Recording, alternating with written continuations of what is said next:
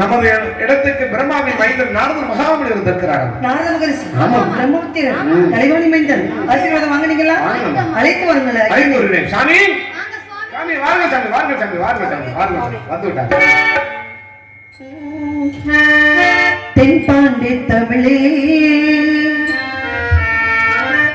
தென்பாண்டி தமிழே சிங்கார தமிழே தென்பாண்டி தமிழே சிங்கார தமிழே இது பாடும் காவியம் இது ரவிவர்மாவின் ஓவியம் ஆசவென்ற வாழையம் துணை வாழவீங்க வாழையம் வரவேண்டும் பொழியே ஆசி தரவேண்டும் பொழியே வரவேண்டும் பொழியே ஆசி தரவேண்டும் பொழியே.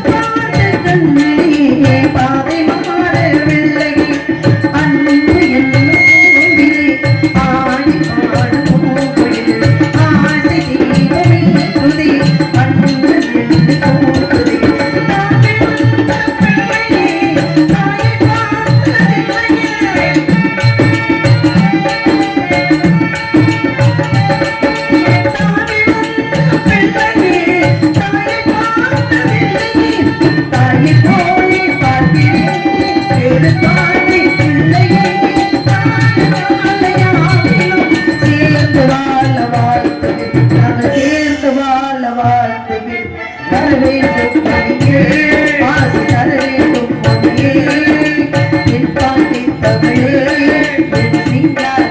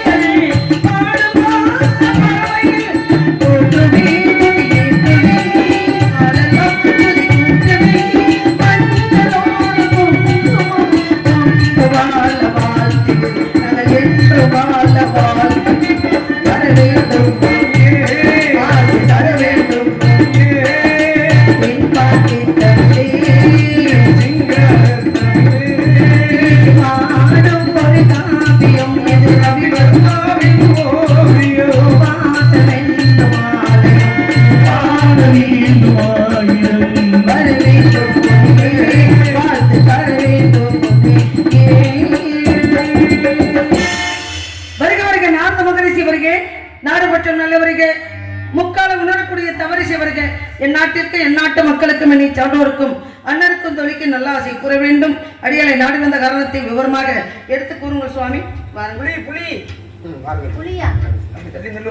சரி, நீங்கள் இருவரும் சென்று வாருங்கள். அதற்கு முன்னாடி என்னுடைய வாழ்த்து.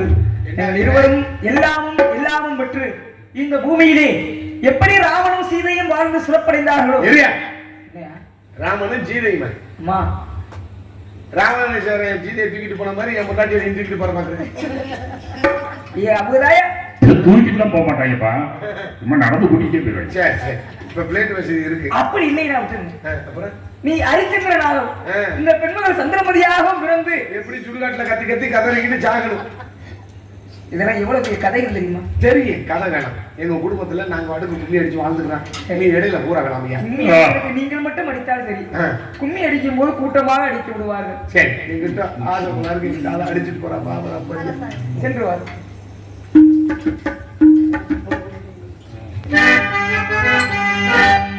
பூப்போடி உன் புன்னகையில் உன் உலகினை கண்டேனம்மா. பூப்போடி புன்னகையில் உலகினை கண்டேனம்மா. கண்டே கண்டே கண்டே என் உயிரே உயிரே மணியே. பூப்போடி உன் புன்னகையில் உன் உலகினை கண்டேனம்மா.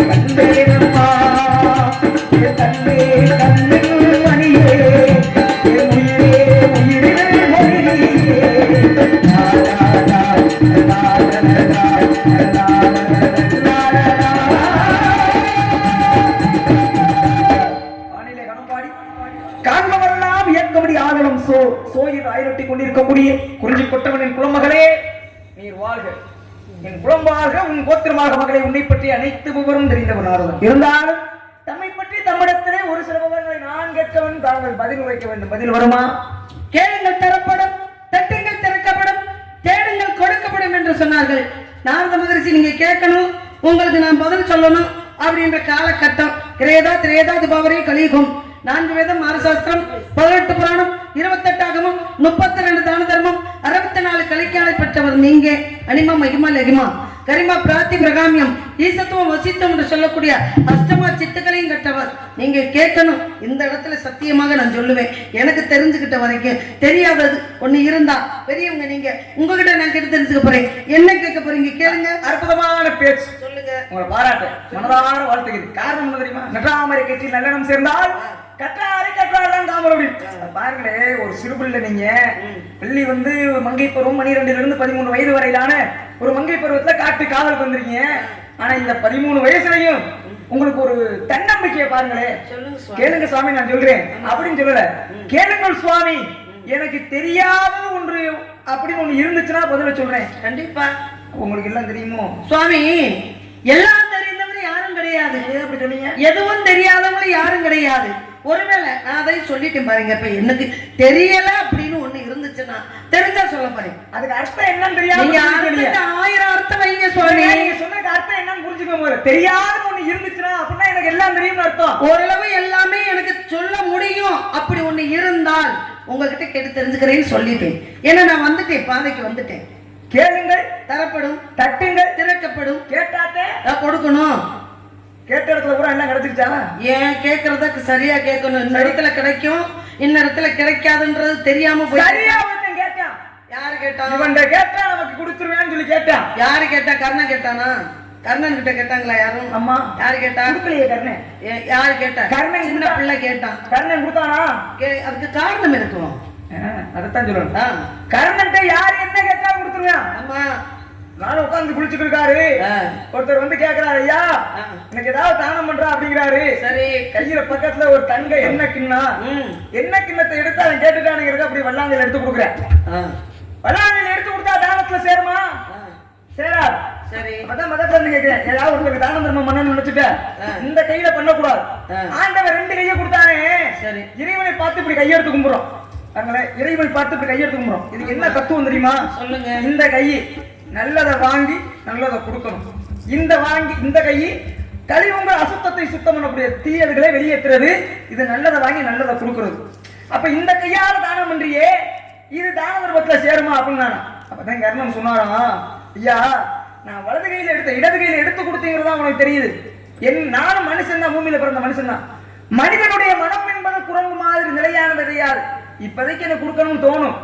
ஒருவேளை இடது கையில எடுத்து வலது கையில கொடுப்போம் அப்படின்னு நினைக்கிறக்குள்ள இப்ப கேட்கிற தங்க கிண்ணத்தை போய் கொடுக்கணும் அப்படிங்கிற என்ன வந்துருச்சுன்னா, நாளைக்கு நான் யார் எது கேட்டாலும் இல்லைன்னு இல்லாம கொடுக்குறேன் கர்ணன் அப்படிங்கிற பேர் இல்லைன்னு விடுவேன். கேட்ட உடனே எந்த கையில இருந்த தானம் பண்ணுங்கிற என்ன இருந்துச்சு, அதனால எடுத்து கொடுத்துட்டேன் அப்படின்னா. அப்பேற்பட்ட கர்ணன் ஒரு தானம் செய்ய அப்ப நான் அன்னதானம் சொல்லுவாங்க. நான் சொல்ல வரல, உறைவாள் தானம் செய்யவில்லையா. அதாவது கிருஷ்ண பரமாத்மா அவனுடைய தங்கச்சி தான் சுபத்திரை. அந்த சுபத்திரையை திருமணம் பண்ணவர் தான் அர்ஜுனன். சுபத்திரை நிர்மாத கர்ப்பிணியாக இருக்கா. அப்ப என்ன பண்றாருன்னா, அர்ஜுனன் வந்து ஒரு சக்கர வியூகம்னா என்ன, அதுக்குள்ள உள்ள போயிட்டு எப்படி வெளில வரங்கிற விஷயத்த சொல்ல போறேன். தன்னுடைய குழந்தைக்கு வயிற்றுல இருக்க பிள்ளைக்கு அப்பவே சொல்ல போறேன். அப்ப வயிற்றுல இருக்க பிள்ளைக்கு சக்கர வியூகத்துக்குள்ள எப்படி உள்ள போறதுன்னு சொல்லிட்டேன். திரும்ப வெளியில வர்றது எப்படின்னு சொல்லணும். பார்த்தாராம் கிருஷ்ண பரமாத்மா. இவன் எப்படி வெளியில வர்றதுன்னு அர்ஜுனன் சொல்லிட்டான்னா தர்மத்தை நிலைநாட்ட முடியாது. ஏன்னா பாண்டவருக்கும் கௌரவருக்கும் போருங்கிறது வராது. அப்படிங்கிறதுனால என்ன பண்றாரு கிருஷ்ண பரமாத்மா சொல்லி உள்ள போறதை சொல்லிக்கிற கிருஷ்ணன் அர்ஜுனனை கூப்பிடுறாரு. வெளியில வரதை சொல்ல போங்க, அர்ஜுனா இங்க வா அப்படின்றார்.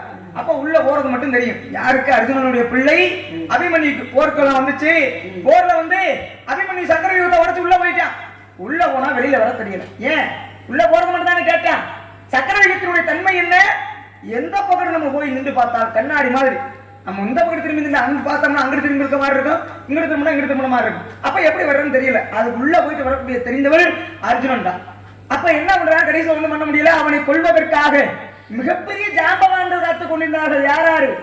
குரு துரோணாச்சாரியா, மாவீரனாய் விளங்கிய கர்ணன், புகழுக்கெல்லாம் முன்னோடியாக இருக்கக்கூடிய ஒரு குல தாத்தா யாரு? பீஷ்மாச்சாரியா, அஸ்வத்தாமே, கிருபரு, இருக்கிற எல்லா பேரும் பெரிய ஆளு கூட அங்கதான் நிக்கிறாங்க. யாரை கொள்றது? சின்ன பிள்ளைய கொள்றது. எல்லாரும் அம்பு விட்டாங்க, இவன் தடுத்துக்கிட்டே இருக்கான் சின்ன பிள்ளையிலே. அப்ப என்ன பண்றாங்க? கடைசியில இவனுடைய கையில அம்பு இல்ல, வெள்ளு இல்ல, உடஞ்சு வச்சு வாள் இல்லன்னு ஒண்ணு பாக்குறேன். ஆகா, யாருக்கடா வாழை கேட்கறது? எதுக்கு நிக்கிற கூட எதிரி. எதிரியா இருந்தாலும் கர்ணனை பாத்துக்கிறேன். கர்ணன்ட்ட எதிரி போய் கேட்டாலும் இல்லன்னு சொல்லாம கொடுக்குறேன். அப்ப கர்ணன்ட்ட போய் ஐயா யார் எது கேட்டாலும் இல்லன்னு சொல்லாம கொடுக்குறாள் நீ. அப்பேற்பட்ட நீ என்னுடைய உயிரை காப்பாற்றிக் கொள்வதற்காக ஒரு வாளை தானமாக கொடு அப்படிங்க. முடியாதுன்னு. ஏன்? கொடுக்கக்கூடிய இடத்தில் அவன் இல்லை. கொடுக்கணுங்கிற என்ன இருக்கு? எடுக்க போறேன். துரியோதனன் கர்ணா கொடுக்காதே. செஞ்சு கேட்டேன். ஏன்? செஞ்சொற்று கடன் தீர்ப்பதற்காக சேராத இடம் சேர்ந்து வஞ்சத்தில் விழுந்தான் என்று கர்ணன் கொடுக்கல. அப்ப மறுபடியும் கேட்கிறேன் அபிமன்யு, ஐயா உங்ககிட்ட இருக்க அந்த உடஞ்ச வாழையாவது கொடுறா அப்படிங்க. அதை வச்சாலும் என் உயிரை காப்பாத்தி கொடுக்கல. காரணம் என்ன? கொடுக்க வேண்டும் என்ற எண்ணம் இருக்கலாம், ஆனால் அவன் கொடுக்க வேண்டிய இடத்தில் இருக்கின்றானா அப்படிங்கிற மாதிரி பாத்துக்கணும். அதை கேட்டோன்னே எல்லாம் கொடுத்துட முடியாது. அது மாதிரி உங்களை பற்றி உங்களிடத்தில் நான் இருக்கக்கூடிய முதல் கெட்ட விசாரணை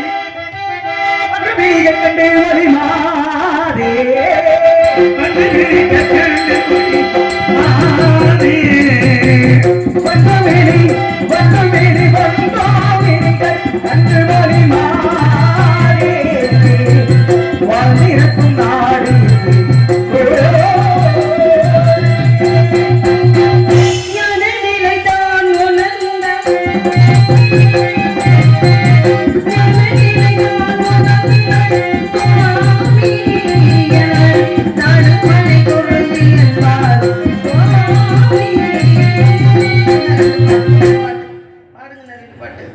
அம்மா கண்டவன சிந்தோ முகமாரே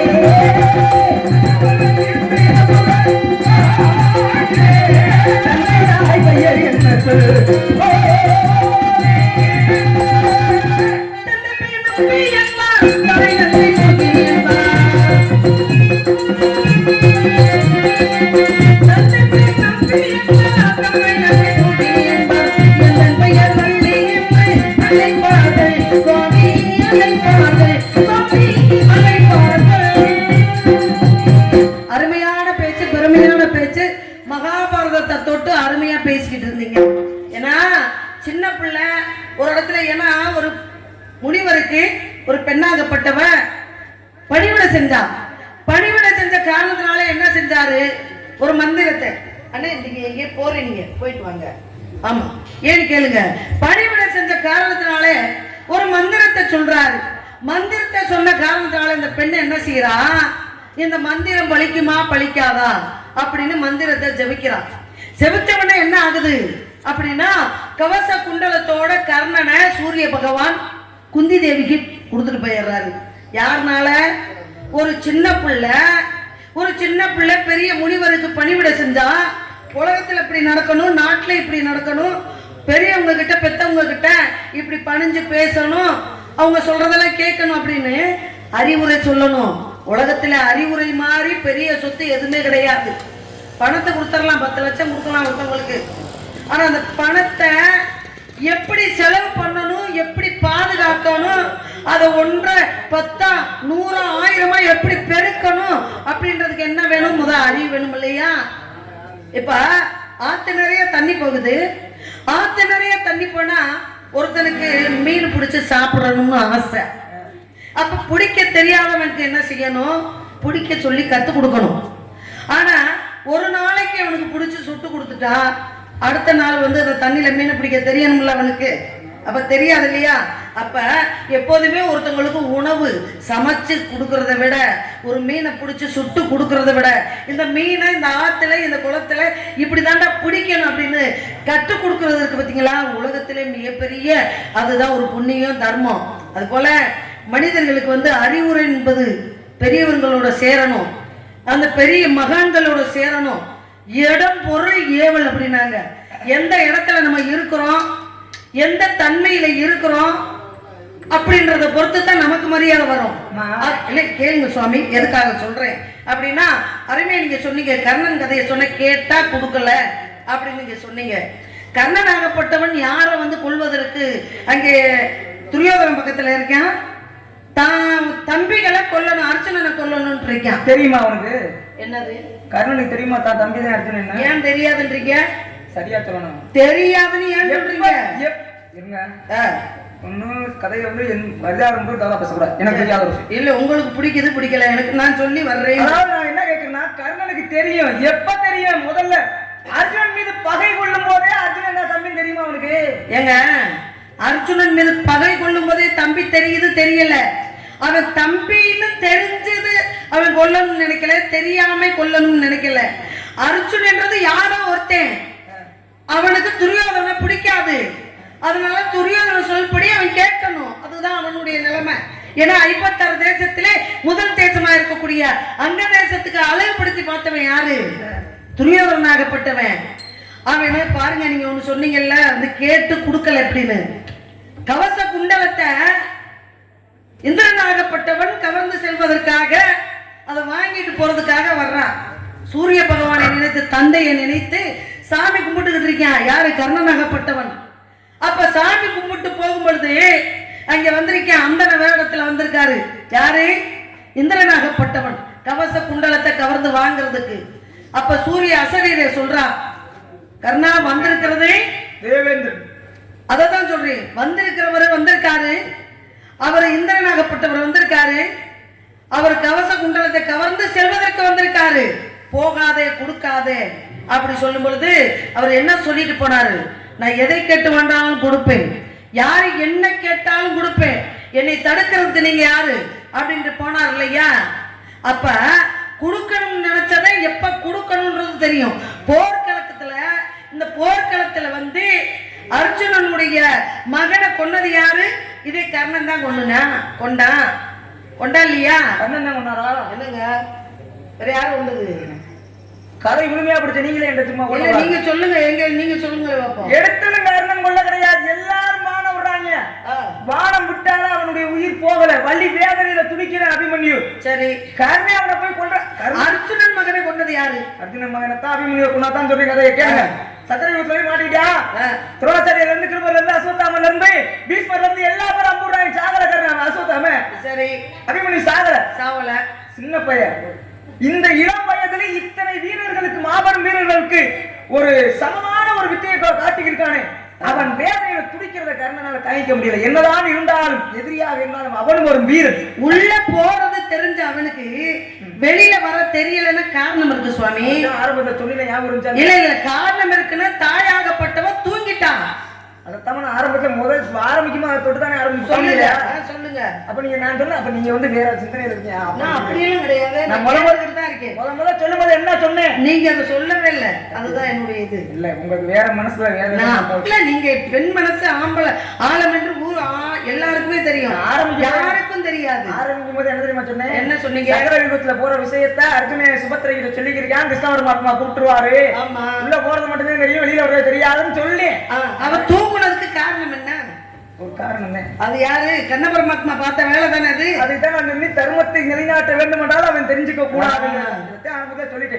அப்ப என்னன்னா, கர்ணன் கொன்னார் அவனுடைய வலி வேதனையை போக்குறார். அதுல ராமாயணத்துல இப்ப இதே மாதிரிதான் ஒரு கதை சொல்லுங்க பாப்போம். ராமாயணத்துல என்னன்னா, ராமனுக்கு ராவணேஸ்வரனுக்கு சண்டை. ஊர்ல ராமர், அதாவது ஒரு கதை சொல்லுவாங்க, எள்ளு இருக்கிற இடம் கூட தெரியாத அளவிற்கு என்னுடைய அண்ணனுடைய உடம்பு ஊற ராமபானம் பதிஞ்சிருச்சு. எள்ளு எத்தனை இருக்கு? எள்ளு அதுக்கு கண்ணுக்கு தெரியும், கடுகு அளவுக்கு இருக்கும். இருக்கு, கடுகை விட சின்னது. அந்த எள்ளு இருக்கிற இடத்துக்கு கூட அளவு இல்லாத, அந்த எள்ளு இருக்கிறது கூட இடம் இல்லாத அளவுக்கு ராமர் அந்த அளவுக்கு ராவணேஸ்வரன் பானத்தை செலுத்திருக்காரு. ராவணேஸ்வரன் ஜாக பார்த்தேன் தம்பி விபீஷணன், அவன் கெட்டவனாவே இருந்தாலும் ஒரு பழமொழி சொல்லுவா தெரியுமா? தான் ஆடாவிட்டாலும் தன் தசையாடும். அவன் என்னதான் கெட்டவனா இருந்தாலும் அவன் வலி வேதனையில துடிக்கிறத, ராவணேஸ்வரன் துடிக்கிறத விபீஷணனால பார்த்துக்க இருக்க முடியாது. அப்பதான் விபீஷணன் போய் ராமர்கிட்ட சொல்றான், ராமா, என்னுடைய அண்ணனுடைய உடம்புல எள்ளு இருக்கிற இடம் கூட தெரியாத அளவுக்கு நீ இம்புடு வானத்தை விட்டு அண்ணனுக்கு இவ்வளவு பெரிய கடுமையான தண்டனை தேவையா? எங்க அண்ணனுடைய உயிரை சீக்கிரம் கொண்டு போய் அப்படி கொண்டு போகணும்னா நீ சும்மா மேல பானத்தை போட்டு இருந்தா ராவணேஸ்வரன் சாக மாட்டான். அவனுடைய மார்பகத்துல அமிர்த கலசம் இருக்கா, அதை நோக்கி விடுறா பானத்தை. அமிர்த கலசத்தை உடைச்சாத்தே ராவணேஸ்வரன் சாக. எல்லா பேரும் சொல்லுவாங்க எல்லா பேரும் சொல்லுவாங்க ராவணேஸ்வரன் செத்ததுக்கு காரணம் விபீஷணனே சொல்லி கொடுத்துறாரு. கிடையாது. தன்னுடைய அண்ணனுடைய வேதனையை தாங்கிக் கொள்ள முடியாமல் அவனுக்கு இறப்புகிறது நியமாய் போச்சு. ஆமா, உறுதியாயிடுச்சு. அப்ப அவனுக்கு அந்த இறப்பிலிருந்து அவனுக்கு ஒரு விமோச்சனத்தை கொடுக்க வேண்டும். கருணை குலை.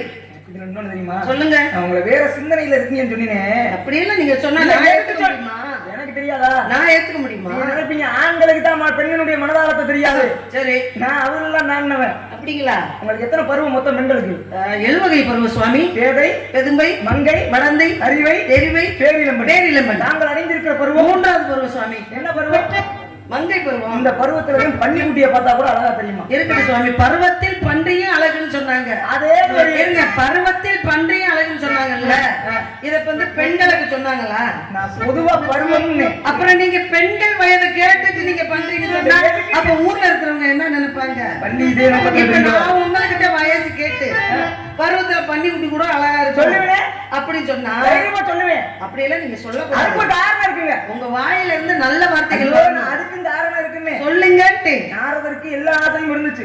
ஆசைகள் இருந்ததுனாலவே 52 கொண்டாடி பத்தாதுன்னு ஒரு பெண்மகளை பார்த்தா ஆசைப்பட்டாரு. கடைசியில குரங்கு மாமா போனாரு. தெரியல என்ன ஒருத்தன் போய் நண்பர்கள் அவ்வளவு நாள் நண்பர்களாக இருந்தவங்க பருவதரும் நாரதரும் உங்களுக்காக சண்டை போட்டு ஒருத்தன் கரடி மாமா. ஏன் இப்படி சண்டை போட்டீங்க? எல்லாம் இல்ல எதுக்காக சண்டை போட்டீங்க? நண்பன் தானே. உயிர் காத்தா நண்பன் சொல்லுவாங்கல்ல, அப்பான் தோழன் தோழன் சொல்லுவாங்கல்ல. அதெல்லாம் எதுக்கு கேக்குறேன்னா அவர் கல்யாணம் முடிச்சுட்டு போட்டு நல்லபடியா வாழட்டும் அப்படின்னு நீங்க ஏன் நினைக்கல? விட்டு கொடுக்குற மனசு வராது. பெண்ணுன்னா அப்படித்தான். பெண் என்றால் பேயும் இறங்கும். என்ன பேயும்? என்ன இறங்கும்? என்ன சுவாமி பேய் பிசாசா? என்னன்னா காத்து கருப்புன்னு சொல்லுவாங்க. பெண்ணுக்கு மட்டும் சொல்ல மாட்டாங்க, ஆண்களுக்கும் சொல்லுவாங்க. சொல்லுங்க பாட்டுக்கு நாரதன். ஆமா, வீணைக்கு வாணி, சொல்லுக்கு சொல்லுக்கு அகத்தியன், வில்லுக்கு விஜயன், அழகுக்கு முருகன். அவர்தான் புருஷன். ஏன் புருஷனா? என்ன சுவாமி சொல்றீங்க? என்ன புருஷனா? புருஷன் தெரியாதா? எனக்கு புருஷன் தெரியாது. புருஷனை தெரியாது? தெரியவே தெரியாது. தாங்கள் படித்த வரையில் அகராதி முறைப்படி புருஷன் என்ற அர்த்தம், புருஷன் என்ற வார்த்தைக்கு அர்த்தம் தெரியாதா? புருஷர்கள் என்றால் அவதார புருஷர்கள் இருக்காங்க. அவதாரம் எடுத்தவங்களை சொல்லுவாங்க. ஆனா புருஷன்னா ஒருத்தி கல்யாணம் முடிச்சவங்க தான் புருஷன் சொல்லுவாங்க. யதார்த்தமா பூமியில பேசுற ஆளுங்க சொல்றது. சரி, நீங்க வள்ளி அர்த்தமா சித்துக்களை கற்ற பெண்மகள் புருஷனுக்கு அர்த்தம் தெரியாதவங்க. புருஷன்றதுக்கு இப்ப நான் கல்யாணம் முடிச்சிருந்தேன்னா எனக்கு புருஷன் நான் சொல்லுவேன். அதைத்தான் சொல்லி பூமி கல்யாணம் முடிக்காத பெண்ணை புருஷன் அப்படின்னா அதை என்ன தானே குறிக்கும்? கல்யாணம் ஒரு பெண்ணை ஒருத்தர் கல்யாணம் பண்ணாதான் புருஷனா? கண்டிப்பாக. சூடாமணி நிகண்டுங்கிற அகராதி முறைப்படி சரி புருஷன் என்றால் ஆண்மகள் என்றால் அதுக்குதான் அவதார புருஷர்கள் சொல்லிட்டேன். நான் அவதார புருஷனா பார்த்தார்ல, எல்லாமே அப்படிதான் சுவாமி. இன்னொரு தார புருஷனை உங்களுக்கு பார்த்து வந்து அப்படிங்களா? அப்படிங்களா? நான் கேட்கிறேன், இன்னொரு தார புருஷனா புருஷன் சொல்ல வரீங்க. ஆமா, அது ஒரு பெண்ணுக்கு மாப்பிள்ளை பாப்பாங்களா புருஷன் பாப்பாங்களா? எல்லாரும் மாப்பிள்ளை தான் பாப்பாங்க. நீங்க ஏன் புருஷன் பாக்குறீங்க? என்னுடைய கழகம் இப்படித்தான் போகணும், உனக்கு புருஷன் தான் பாக்கணும். அப்ப நீங்க வந்து எதுலயுமே ஒட்டாத ஆளு இல்லங்க. ஊரோட ஒத்து போனா நல்லதுன்னு பாங்க. ஊரை விட்டு தனியா ஒருத்தர் இருந்தான்னு வச்சுக்கோங்களேன், கல்ல விட்டே அடிப்பாங்க. போங்க நீங்க என்ன இப்படி சொல்லி அப்படி நினைச்சுக்கிட்டீங்க? 10 பேரோட சேர்ந்து 11ஆவது முட்டாளா இருக்கிறதுக்கு 10 பேரோட தாண்டி தனிமையா அறிவாளியா இருந்துட்டு போயிரு. அறிவாளியா? அவன் சொல்லிக்கிற வேண்டியதே அறிவாளின்னு. ஏன்டா ஊரோட சேர்ந்து ஒத்து ஆளுடா, ஏன்னா தனி மரம் தோப்பாகாதுன்னு சொன்னாங்க இல்லையா? ஒரு கண்ணு குட்டி 10 பன்றி குட்டி. சரி, கண்ணு குட்டியும் 4 காலதே, பன்றி குட்டியும் 4 காலதே. கண்ணுக்குட்டியும் விளங்குதேன், பன்றியும் விளங்குதேன். ஒரே என்ன தானே? பன்றியோடு சேர்ந்த கன்று குட்டியும் எது திங்க? கன்று எப்பவுமே திங்காது. என்ன சொல்லுவாங்க? சொல்லுவாங்க இதே இது 10 கண்ணுக்குட்டியோட ஒரு பன்னிக்குட்டியை சேர்ந்து அதுவும் புள்ள திங்குமா? அந்த மாதிரி நல்லவர்களோட சேர்ந்துருங்க. என் அண்ணன் தம்பி 7 பேத்த காட்டிலும், என் தாய் தகப்பனை காட்டிலும், என் ஊர் மக்கள் காட்டிலும் இதுக்கு மேல எங்க நல்லவங்க இருக்காங்க? காட்டிலும் புருஷனுடைய பேர் சொல்லி கேட்டுங்க. அன்பிலார் எல்லாம் தமக்குரிய அன்புடையார் என்றும் உரிய பிறர்க்கு தெய்வத்தான் ஆகாதெனினும் முயற்சி தன்மை வருத்த கூலி தரும்.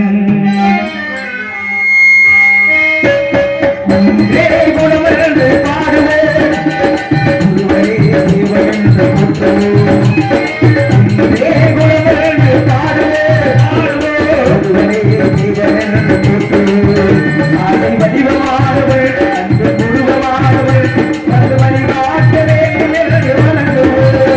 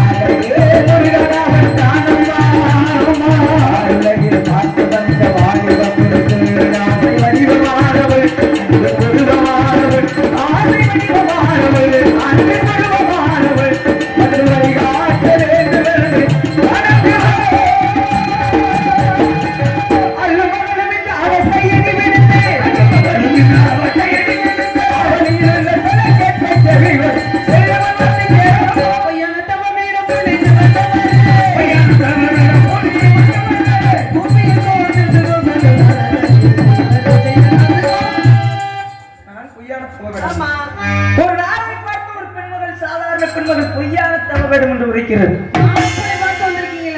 உனக்காக நான் சொன்னேன்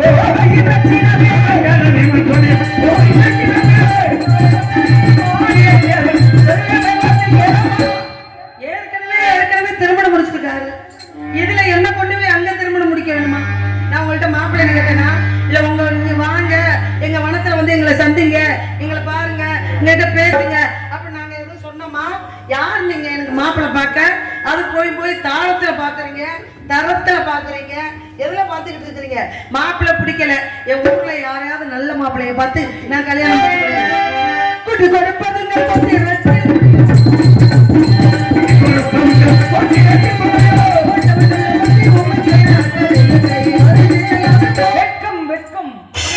ஒரு ஆளை பார்த்து ஒரு பெண்மகள் கூட்டி கொடுப்பார்கள். தாங்களெல்லாம் போட்டு அடித்துக் கொண்டிருக்கிறீர்களே, நீங்களும் சேர்ந்து விட்டீர்களா? ஈரேழு 14 உலகம் சுற்றும் முழுவதான ஆளுமை பார்த்து குட்டி கொடுப்போம் என்று கேட்டாயோ?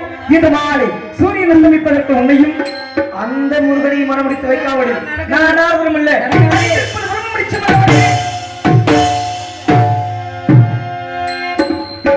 வர வேண்டும் முருகா, உங்களுக்காக நாட்டு மக்களும் இந்த வழியை காத்து கொண்டிருக்கின்றேன்.